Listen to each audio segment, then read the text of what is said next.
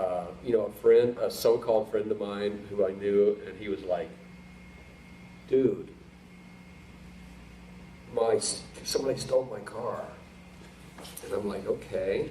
And he says, but my brother saw it on his way to work, and could you help me steal it back? And he was doing lots of drugs, and he had a lot of drugs in the car, and I think that's why he didn't want to report it to the cops or something. He had some excuse, I don't know, but we went and got the car back that night. I said, Ed, I think somebody was following me the whole time. I said, I don't want to park this in front of my apartment. He said, okay, no problem, my brother will drop me off in the morning and get it. And they had put like house paint, somebody had followed us, and they poured house paint, and they painted the whole inside of the car with house paint. Brand new car. And it was just like, like you do, right? I mean, that's like you would, just to say, dude, we stole your car and you stole it back, and we'll teach you. We're going to ruin it for you. So I don't know. It was bad, but it was just things like that I was like, I was not hanging out with the right people in any shape or form. I was really walking in a lot of dangerous waters and a lot of very tempting waters. I mentioned the drugs and things like that, but really, I was on the verge. But we were walking down Hollywood Boulevard one day, or maybe Sunset Boulevard, and he's walking, and I'm like sick. It's like I'm just sick, and my stomach was hurting. And I was like, I said, I don't remember the guy's name. I said, I gotta get back to the apartment. I said, I don't know what's wrong with me. I said, I'm sick. I guess my stomach virus. But I was all crunched over. And on the street, on the sidewalk, was this Bible, one of these little New Testaments that the Gideons hand out. And I would have never seen it had I been walking like this. As usual. Like this, as usual. My usual self. I was like this. And so it's like, okay. So I think things like that happen for reasons. I'm one of those guys that think it's like everything sort of works for a reason. Mm-hmm. But I took it home, but I didn't read it or anything. I just thought, hey, I found something. I got something for free today. This is a good day.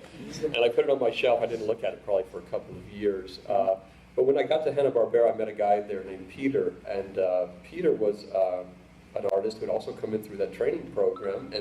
And Pete was a Christian. And he had a good friend. And they had shared an apartment together. And Pete was just a good friend to me. He was just, he didn't care that I didn't love God. He didn't care. He still loved me. Pete did. He wanted to hang out with me. We did music together. We did lots of things. And he didn't say, I'm a Christian and you're not a Christian. I don't want to hang out with you.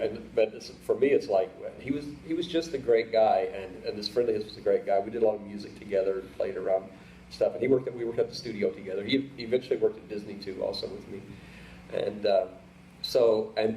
those guys were just very influential and very encouraging to me at a time when I needed it. Yeah, I feel like there's a difference between like the false friends and the true friends. It sounds like there's so many people out there taking advantage. Yes, I had, it was strange, but after that encounter and the wake up call from the girlfriend, the woman friend whose dad wanted to kill me,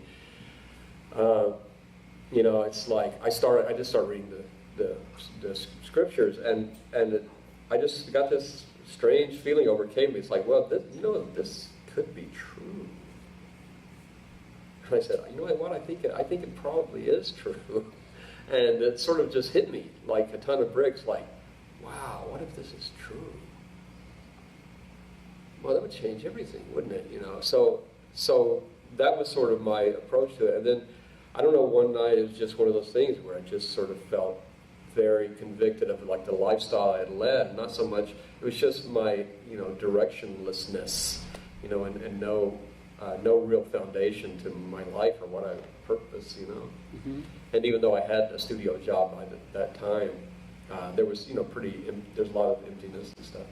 But I got on my motorcycle and I went up to Griffith Observatory, and if you know Griffith Observatory in Los Angeles, it's like the big place, and James Dean's movie Rebel Without a Cause, part of it was shot there. Yeah, and the city's down below Los Angeles, and you can see all the way to Los Angeles.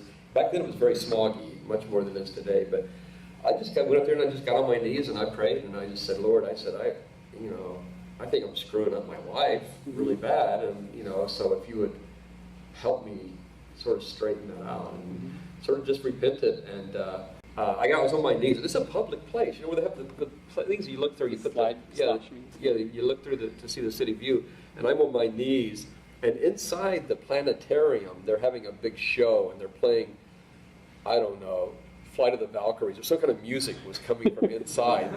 And the more I prayed and I was weeping, it's like one of those typical repentant sort of guys, and the music was swelling in the background, and I just started laughing. It was just hilarious, but I really felt a great burden lifted off of me that day. And